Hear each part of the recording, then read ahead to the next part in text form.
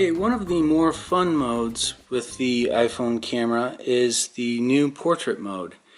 If you click on your photo mode and right next to it is portrait, then you have a more recent camera that can do portrait mode.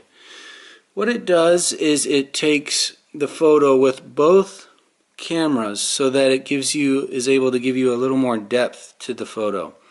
And it will make the background blurry if you have some distance between your subject and the background. But in this case, since my subject's going to be right near the background, I'm not going to get much of a blur effect. But once you're in portrait mode, if you click the option wheel here, it kind of pops up, and then you hold your finger down to get the portrait mode that you want. I'm going to go ahead and just pick natural light, and then I'm going to click the timer and set it to 3 seconds, and then I'm going to take a photo.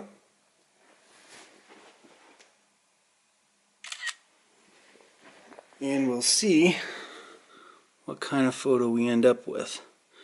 So it's got a nice focus on the subject here, which is the orange, and unfortunately, because there's not a lot of distance between the subject and the background, you don't get much blur effect with the background, but it's a very handy new feature. One of the other modes that you can try is the stage light, which is a lot of fun if you're doing faces. It will highlight the face and then it will make the background dark.